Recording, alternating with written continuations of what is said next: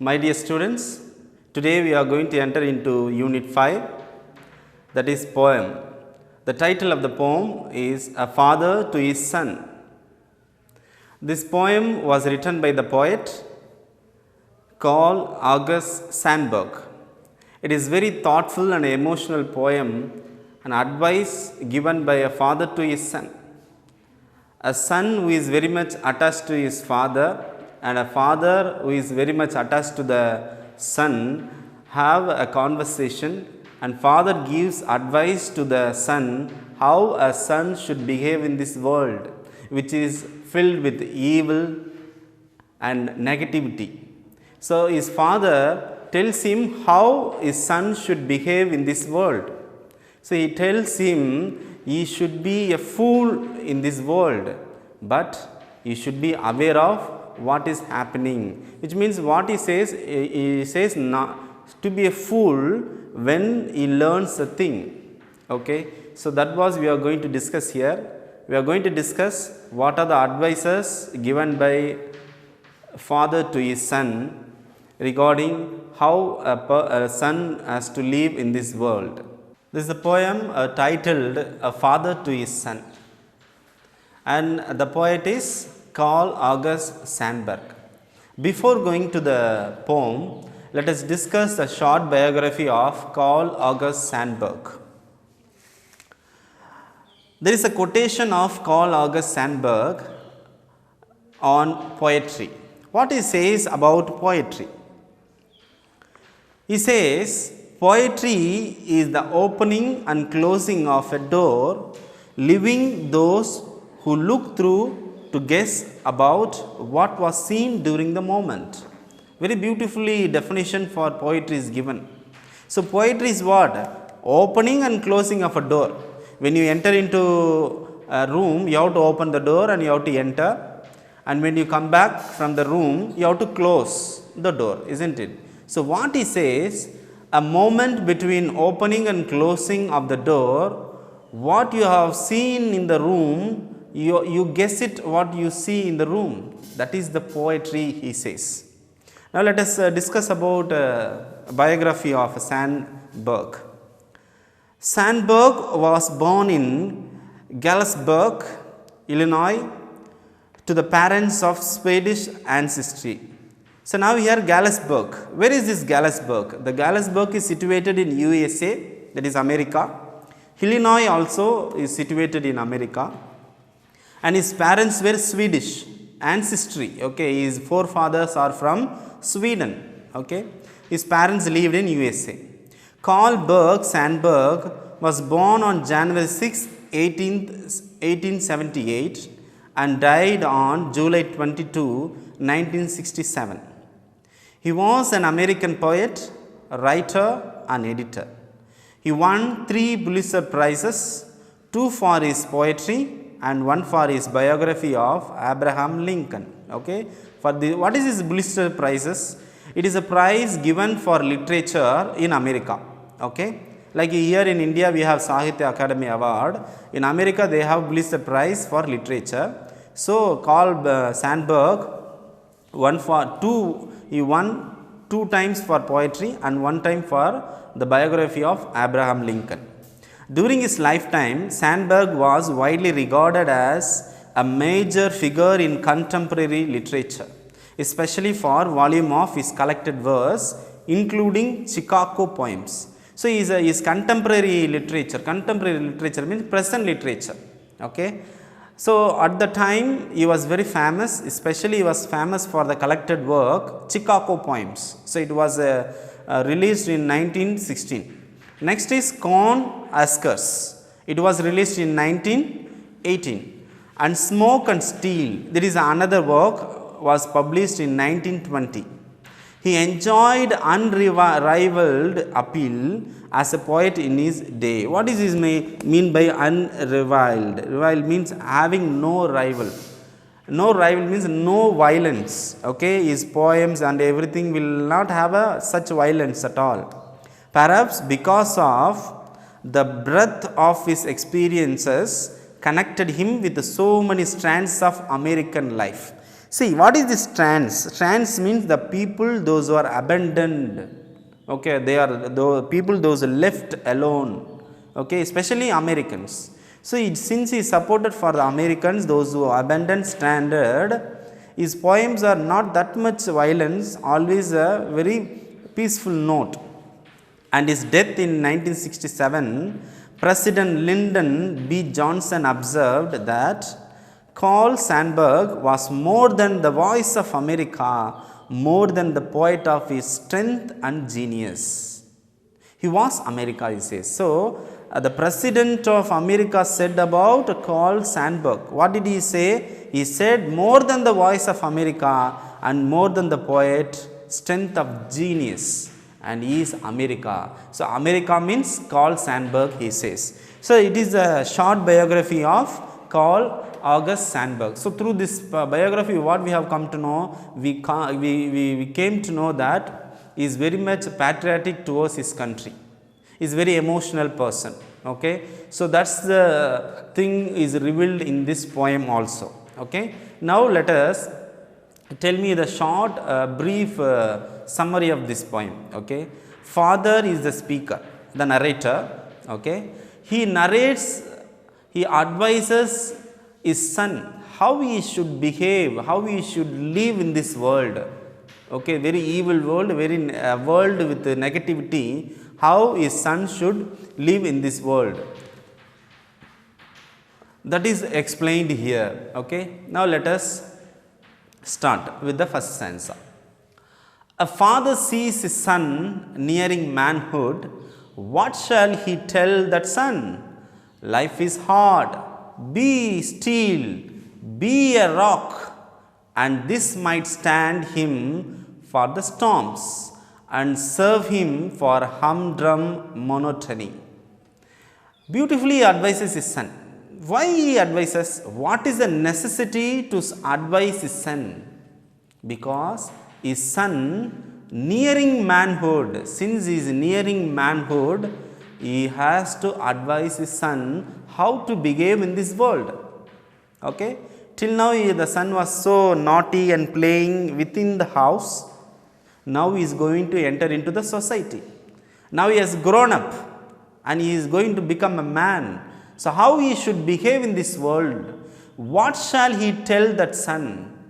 So, what he is going to tell his son? What shall he tell? What he is going to tell the son when he is nearing the manhood? So, he is advising, life is hard. He says life is very hard. What do you mean by hard? Hard means very tough. Life is not a bed of roses. It is very, very hard. Be still. So, since the life is very hard, you have to be like a steel. You have to be very strong like a steel. Be a rock. You have to be a tough. You have to be very rough like a rock, he says. So, since the life is very hard, you have to be like a steel and a rock. Why is telling us, why is telling his son to be steel and rock? Since the life is very hard, he has to bear all the difficulties, all the failures, okay, all the insult, all the dishonor things which comes across in life, he has to bear. If he is very soft, he cannot bear. Okay, so that's why he tells the son to be very steel and like a rock. And this might stand him for the storms, he says. Why he is telling his son to be like a steel and rock? Because there is a storm in his life. When the storm comes, nothing happens to the rock and very, very hard built steel. Nothing happens when there is a storm. Okay. What do you mean by storm? Wild wind is called storm. So, when the wild wind comes, when the storm comes, the steel and rock does not move. It is there in this same place. It bears all the pains which are given by the storms. So, he says, here storms refers to the difficulty which is going to come in our life. So, when the difficulties and pain which are like a hard that comes and hit his son. Okay. So, at the time his son should be like a steel and a rock. And not only for that he says to be steel and rock, but serve him for humdrum monotony.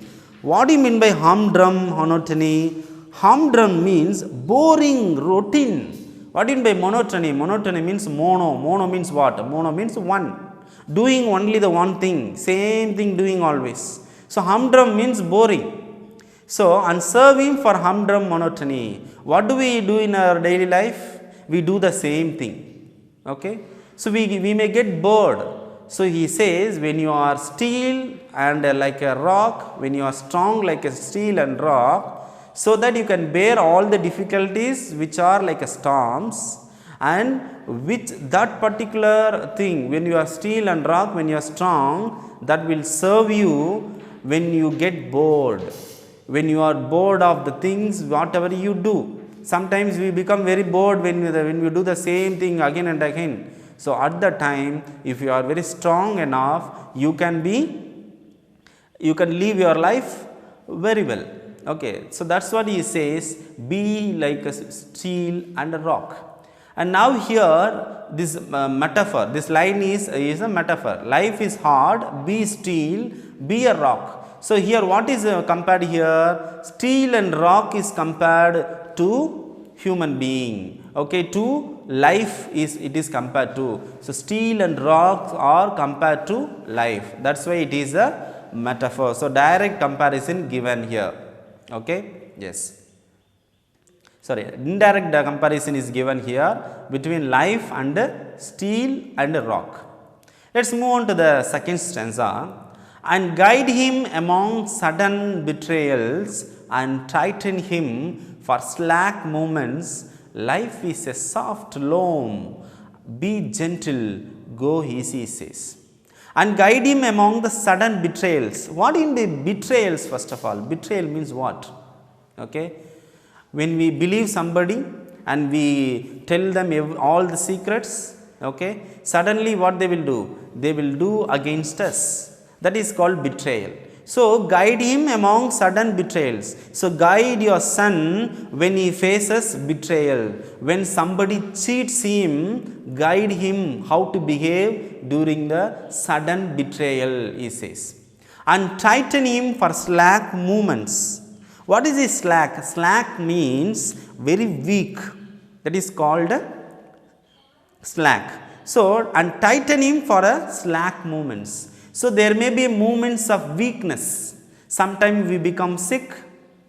Sometimes we become very dull or bored of the things which we face. So at the time he has to be tightened. Okay, he has to be very active when he becomes very weak. So when he becomes weak, advise him to be a very active person, very tightened person, very busy person, he says. So life is a soft loam. What do you mean by loam? Loam means fertile soil, very soft soil. Just now we saw life is a hard, he said. In the next stanza he says life is a soft loam. So loam means what? Soft soil, he is saying. So at the time when you are very soft, be gentle, go easy. Okay, so be gentle means be humble and go easy, he says. See what is the contrast he says between these two stanzas. In the first stanza he says to be hard, life is hard, so be steel and rock. Next stanza he says life is a soft loam, so life is like a soft soil, so at the time be gentle and go easy. So what is trying to say? Change according to the situation, he says. Life will not be always hard, life will not be always soft. So it changes. Sometimes we will face hard things, sometimes we will be soft. So you have to be steel and rock when the life is hard. You have to be soft loam and gentle and go easy when life is soft. So in this line is a metaphor. Why it is metaphor? Because life is compared to soft loam, gentle and easy. So that's why it is a metaphor. There is an indirect comparison is given here between life and soft loam. And this too might serve him. Brutes have been gentled where lashes failed, he says. And these two might serve him. What we might serve him when he is very soft loam and being gentle, that will serve him when broods have been gentle where lashes failed. What do you mean by lashes? Lashes means whip. When you are beaten up with the whip, when you are failed, you get whip. Okay, when you will be beaten up with the insult, failures. This is the comparison of lashes. Lashes means whip. Okay, beating with whip. So now what he says, broods have been gentled where lashes failed. A person, one who is broods means very rude person. When he is very rude, he becomes gentle. When he becomes gentle, when he faces failures. Okay, so tell your son to be gentle when he faces the failures, he says. The growth of a frail flower in a path up has sometimes shattered and split a rock. Even in the path, there may be some flowers which are very weak, okay, very soft, which are grown in the path, are sometimes shattered and split a rock. Okay. This particular very weak flower will shatter and split even a very tough rock, he says. What do you mean by shatter? Shatter means broken. Split means what? Split means breaking. Okay. So here what happens? Which will shatter and split? This frail flower, sometimes a soft flower will shatter and split even a rock which is very tough. So tell your son, a tough will counts, so does desire. So a father must tell his son what? The son should be very tough. The tough times will count in his life. So what he says, desire, have desire in your life. Tell your son to have desire in life. So does a rich soft wanting. Without rich wanting, nothing arrives, he says. So what he says, so does a rich soft wanting. Your wanting should have a richness in wanting, he says. Without rich wanting, nothing arrives. When you have a rich wanting means what here? Desire. When you have a rich wanting, when you have a rich desire, big desire in your life, then only you can achieve. Nothing can arrive to your life if you do not desire. If you desire only, everything comes to your hand. So what he says in this stanza, even a soft flower can break a very tough rock. Even if your son is very soft, don't worry, tell him, he may be soft, but he can split even a rock, even he can face a very difficult time in his life. So tell him to have desire in life. That desire should be very rich.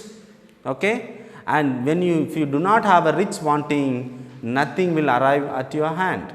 So here antithesis. So here the growth of a frail flower in a path is the line. It is an antithesis. It is a figure of speech. What is the antithesis? Here, look at here. It is a literary device that emphasizes the idea of contrast. So contrast means what? Opposite ideas. So when a line reflects the opposite ideas, it is called antithesis. See here, look at in the word itself, anti.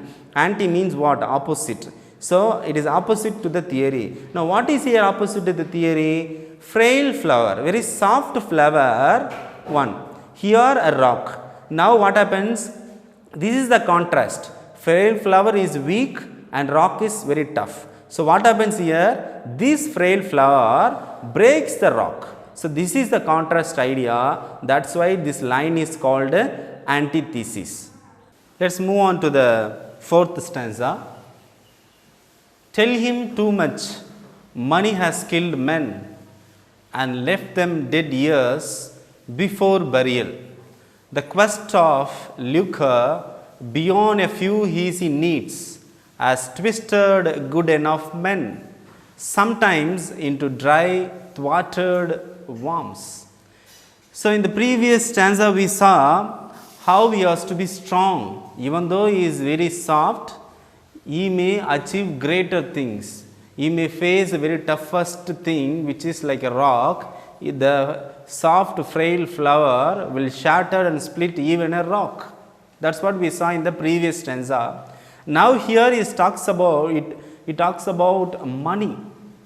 Tell him too much money has killed men. Tell your son that too much money will kill men. When a person has more money, he will become very greedy. Due to having more money, he will kill others. Even he may be commit suicide. So that's why he says, tell him too much money has killed men. A person one who has more money is not having a peaceful mind. Okay, so that will kill himself. So tell him not to have too much of money. And left them dead years before burial.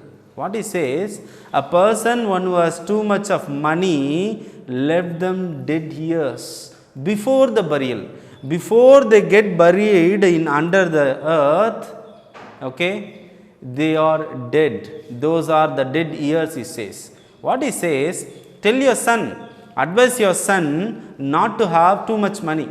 If it is a history, when you look back to the history, it is said that a person one who has more money has killed himself or killed many, and before getting into the earth, he is buried. When you see Alexander the Great, okay, the great Alexander, what did he earn? He wants to rule whole world, but what happened? In the end, he was killed.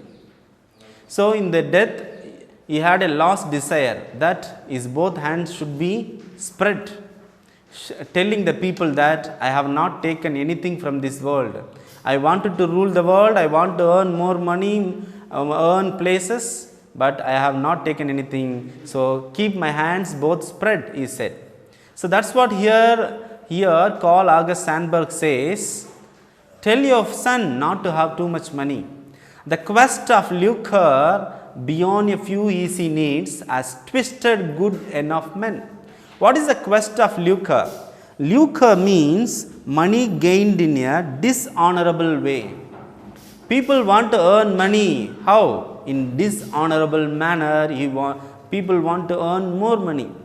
We want to have more money? Choose the dishonorable way so that you can have more money. But what he says, the history shows a people, those who learnt money out of lucre, that is a dishonorable manner for their few easy needs, has twisted good enough men. Twisted means what? Turned their life. Even a good man become a bad man. Good man become evil when they learn money in dishonorable manner, he said. Sometimes into dry thwarted worms. What do you mean by thwarted? Thwarted means frustrated. So here sometimes into dry thwarted worms. A person one who earned money in a dishonorable way, a man when he started earning money, he may be a good man. But when he had the greediness to earn money in dishonorable man, that man twisted into a bad or evil man. So sometimes what happened, that person will become very frustrated. Worms here refers to whom? A person one who wants to earn more money. So in this stanza, what we come to know? We come to know that a person one who has more money, want to earn more money, has killed men. Even he commits suicide himself. And left them dead years. When he wants to earn more money, he will be buried under the earth before he dead. And the quest of lucre means earning money in dishonorable way. So that particular man will turn, even a good man will turn to evil man when he wants to earn money in dishonorable way. So that will make him dry thwarted worms. So dry thwarted means frustrated, hopeless man. He will become a hopeless man. Next we shall move on to the fifth stanza. Tell him as a stuff can be wasted, tell him to be a fool ever so often and to have no shame over having been a fool, yet learning something out of every folly, hoping to repeat none of the cheap follies. Now, you see the line, and left them dead years before burial. So, it is a transferred epithet. It is a figure of speech. Okay, transfer epithet is one of the figure of speech. Now, let us see what is a transfer epithet. It is a figure of speech in which an epithet grammatically qualifies a noun other than the person or a thing it is actually meant to describe. So, this is the definition for transfer epithet. So, now what is the transfer epithet here? You see dead years. These dead years, these particular years refers to them. Okay, dead years is not just years. Dead years of whom? Them, they. Okay, so here's transfer, this particular meaning is transferred to the noun, pronoun them. This is called a transfer epithet. Let us move on to the fifth stanza. Tell him time as a stuff can be wasted. Tell him to be a fool ever so often, and to have no shame over having been a fool, yet learning something out of every folly, hoping to repeat none of the cheap follies.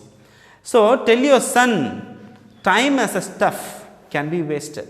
So, tell your son that time is equal to stuff. Stuff means what? Thing. So, time is equal to stuff. So, as we waste thing, you can also waste time, he says. Okay. So, tell your son not to worry about that spending too much time. Tell him it is like just a stuff. It is like a thing that you can also waste, he says.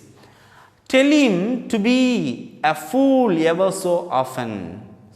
Tell your son to be a fool ever so often, he says.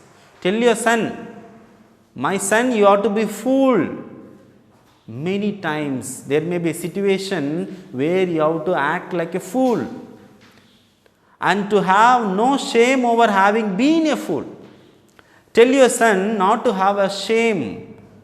If you agree that I am a fool, tell your son not to feel so ashamed of that, telling I am a fool. What he says, what he is trying to say is here, when you learn particular thing, be a fool, he says. When somebody teaches you, be like a fool that you do not know anything. And when you feel that you are a fool, don't feel shame of the feeling of being fool. Yet learning something out of every folly. Folly means foolishness. So, when we learn, when we become very fool in every situation, we learn out of something. Yet learning something out of every folly, he says. Hoping to repeat none of the cheap follies.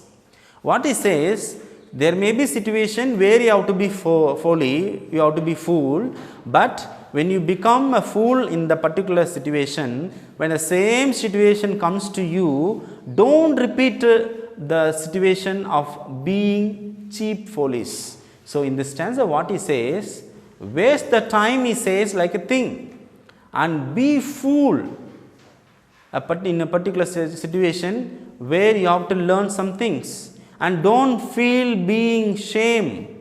Okay, don't feel shame when you become fool. But what he says, in every folly, in every foolishness, you learn something. And when you learn something out of that folly, don't repeat the mistake again and again. Okay, so in this stanza what he says, be a fool and waste time whenever there is needed. Okay.